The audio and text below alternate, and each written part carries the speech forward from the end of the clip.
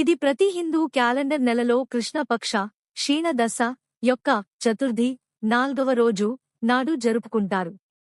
ఇంకా సంకష్టి చతుర్థి మంగళవారం నాడు వచ్చినప్పుడు దీనిని అంగార్కి చతుర్థిగా ప్రసిద్ధి చెందింది మరియు అన్ని సంకష్టి చతుర్థి రోజులలో అత్యంత పవిత్రమైనదిగా పరిగణించబడుతుంది. ఈ పండుగ వేడుకలు భారతదేశంలోని ఉత్తర మరియు దక్షిణ రాష్ట్రాలు రెండింటిలోనూ ప్రబలంగా ఉంటాయి. మహారాష్ట్ర రాష్ట్రంలో ఉత్సవాలు మరింత విస్తృతంగా మరియు గొప్పగా ఉంటాయి. సంకష్టి అనే పదానికి సంస్కృత మూలం ఉంది మరియు ఇది కష్ట సమయాల్లో విముక్తి అని సూచిస్తుంది. అయితే చతుర్థి అంటే 4వ రోజు లేదా గణేశుడి రోజు అని అర్థం. అందువల్ల ఈ శుభదినాన భక్తులు జీవితంలోని అన్ని అడ్డంకులను అధిగమించడానికి మరియు ప్రతి కఠినమైన పరిస్థితిలో విజయం సాధించడానికి సహాయం చేయడానికి గణేశుడిని పూజిస్తారు. సంకష్టి చతుర్థి తేదీ, సమయం, ఆచారాలు మరియు ప్రాముఖ్యత. దక్షిణ భారత రాష్ట్రాలలో సంకష్టి చతుర్థి, సంకటహర చతుర్థి అని కూడా పిలుస్తారు. ఇది హిందువులకు పవిత్రమైన పండుగ. దీనిని గణేశుడి గౌరవార్థం జరుపుకుంటారు. ఈ రోజు సంకష్టి చతుర్థి. మార్చి 6 ఉజ్జయిని సంకష్టి చతుర్థి తిథి సమయాలు, స్థానం మార్చండి. చతుర్థి తిథి ప్రారంభ సమయం మార్చి 6 సాయంత్రం 5:53. చతుర్థి తిథి ముగింపు సమయం మార్చి 7 రాత్రి 7:17. చంద్రోదయ సమయం మార్చి 6 రాత్రి 9:13. చంద్రాస్తమయం సమయం మార్చి 7 8:44. సంకష్టి చతుర్థి ఆచారాలు. సంకష్టి చతుర్థి రోజున భక్తులు ఉదయాన్నే లేచి గణేశుడిని పూజిస్తారు. వారు తమ దేవతా గౌరవార్థం కఠినమైన ఉపవాసం ఉంటారు. కొంతమంది పాక్షిక ఉపవాసం కూడా చేయవచ్చు. ఈ ఉపవాసం పాటించేవారు పండ్లు మాత్రమే తింటారు. సాయంత్రం చంద్రుడిని చూసిన తర్వాత సంకష్టి పూజ చేస్తారు. గణేశుడి విగ్రహాన్ని దూర్వా, గడ్డి మరియు తాజా పువ్వులతో అలంకరిస్తారు. ఈ సమయంలో దీపం కూడా వెలిగిస్తారు. ధూపం వెలిగించడం మరియు వేద మంత్రాలను పఠించడం వంటి ఇతర సాధారణ పూజా ఆచారాలు కూడా నిర్వహిస్తారు. దీని తరువాత భక్తులు ఆ నెలకు సంబంధించిన వ్రత కథ చదువుతారు. సాయంత్రం గణేశుడిని పూజించి చంద్రుడిని చూసిన తర్వాత మాత్రమే ఉపవాసం విరమిస్తారు. నైవేద్యంగా మోదకాలు మరియు గణేశుడికి ఇష్టమైన ఇతర తినుబండారాలతో కూడిన ప్రత్యేక నైవేద్యం తయారు చేస్తారు. ఆ తర్వాత ఆర్తి నిర్వహించి తరువాత భక్తులందరికీ ప్రసాదం పంపిణీ చేస్తారు. సంకష్టి చతుర్థి రోజున చంద్రుడు లేదా చంద్రుడికి ప్రత్యేక పూజలు కూడా చేస్తారు. ఇందులో చంద్రుని దిశలో నీరు, చందనం, గంధం, పేస్ట్, పవిత్ర బియ్యం మరియు పువ్వులు చల్లడం జరుగుతుంది. ఈ రోజున గణేశ అష్టోత్రం, సంకష్టనశన స్తోత్రం మరియు వక్రాతుండ మహాకాయ వంటి కొన్నింటిని పఠించడం శుభప్రదం. నిజానికి గణేశుడికి అంకితం చేయబడిన ఏవైనా ఇతర వేద మంత్రాలను జపించవచ్చు. సంకష్టి చతుర్థి ప్రాముఖ్యత. పవిత్రమైన సంకష్టి చతుర్థి రోజున చంద్రుడిని చూడటంలో ప్రత్యేక ప్రాముఖ్యత ఉంది. గణేశుడి భక్తులు తమ దేవతను అంకితభావంతో ప్రార్థించడం ద్వారా, ముఖ్యంగా అంగార్కి చతుర్థి రోజున, వారి కోరికలన్నీ నెరవేరుతాయని మరియు వారు సంపన్న జీవితాన్ని గడుపుతారని నమ్ముతారు. సంతానం లేని జంటలు కూడా సంకష్టి చతుర్థి వ్రతాన్ని ఆచరిస్తారు. తద్వారా సంకష్టి చతుర్థిలో సంకష్టి చతుర్థి వ్రతం ఆచరిస్తారు. ప్రతి చాంద్రమాన మాసంలో సంకష్టి చతుర్థి జరుపుకుంటారు కాబట్టి ప్రతి నెలలో గణేశుడిని వేర్వేరు పీఠాలు, తామర రేకులు మరియు పేర్లతో పూజిస్తారు. మొత్తం 13 వ్రతాలు ఉన్నాయి. ప్రతి వ్రతానికి ఒక నిర్దిష్ట ఉద్దేశ్యం మరియు కథ ఉంటుంది. దీనిని వ్రత కథ అని పిలుస్తారు. అందువల్ల మొత్తం 13 వ్రత కథలు ఉన్నాయి. ప్రతి నెలకు ఒకటి మరియు చివరి కథ అధిక కోసం అంటే హిందూ క్యాలెండర్లో ప్రతి 4 సంవత్సరాలకు వచ్చే ఒక అదనపు నెల. ఈ వ్రతంలోని ప్రతి కథ ప్రతి నెలకు ప్రత్యేకమైనది మరియు ఆ నెలలోనే పఠించబడుతుంది. హిందూ గ్రంథాల ప్రకారం ఈ పవిత్ర రోజున శివుడు తన కుమారుడు సంకష్టి గణేశునికి మరొక పేరు విష్ణువు, లక్ష్మి మరియు పార్వతి తప్ప ఇతర దేవుళ్లపై ఆధిపత్యాన్ని ప్రకటించాడు. అప్పటినుండి సంకష్టిని శ్రేయస్సు, అదృష్టం మరియు స్వేచ్ఛకు దేవుడిగా పూజిస్తారు. సంకష్ట చతుర్థి రోజున గణేశుడు తన భక్తులందరికీ భూమిని ప్రసాదిస్తాడని నమ్ముతారు. సంకష్ట చతుర్థి వ్రతం యొక్క ప్రాముఖ్యతను భవిష్య పురాణం మరియు నరసింహ పురాణంలో ప్రస్తావించారు మరియు పాండవులందరిలో పెద్దవాడైన యుధిష్ఠిరుడికి శ్రీకృష్ణుడు స్వయంగా వివరించాడు.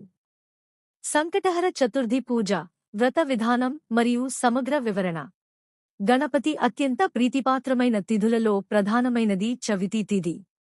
అయితే ఈ చవితి లేదా చతుర్థి పూజను 2 రకములుగా ఆచరించెదరు. మొదటిది వరద చతుర్థి, రెండవది సంకష్టహర చతుర్థి. అమావాస్య తరువాత వచ్చే చతుర్థి రోజున చేసే వ్రతంను వరద చతుర్థి అని, పౌర్ణమి తరువాత వచ్చే చతుర్థి రోజున చేసే వ్రతంను సంకష్టహర చతుర్థి, సంకటహర చతుర్థి వ్రతం అంటారు. ఇందులో వరద చతుర్థిని వినాయక వ్రతంగా వినాయక చవితి రోజున ఆచరించెదరు. సంకటములను తొలించే సంకటహర చతుర్థి వ్రతంను మాత్రం ఆలంబనంగా ఆచరిస్తూ ఉంటారు. ఒకవేళ సంకష్టహర చతుర్థి మంగళవారం కాని వస్తే దానిని అంగారక చతుర్థి అని అంటారు. అలా కలిసి రావడం చాలా విశేషమైన పర్వదినం. అంగారక చతుర్థి నాడు సంకటహర చతుర్థి వ్రతం ఆచరించడం వల్ల జాతకములోని కుజదోష సమస్యలు తొలగడంతో పాటుగా చేసే పనులలో సంకటములన్నీ తొలగి సఫలత చేకూరునని ప్రతీతి. ప్రతిమాసం కృష్ణపక్షంలో అనగా పౌర్ణమి తరువాత 3-4 రోజుల్లో చవితి వస్తుంది. ప్రదోషకాల సమయమునకు సూర్యాస్తమయ సమయంలో చవితి ఎప్పుడు ఉంటుందో ఆ రోజున సంకష్టహర చవితిగా పరిగణించాలి. అయితే 2 రోజులు ప్రదోష సమయంలో చవితి ఉండటం సాధారణంగా జరగదు. ఒకవేళ ఎప్పుడైనా అలా జరిగితే 2వ రోజున సంకటహర చవితిగా గమనించాలి. సంకటహర చతుర్థి వ్రత పూజా విధానం.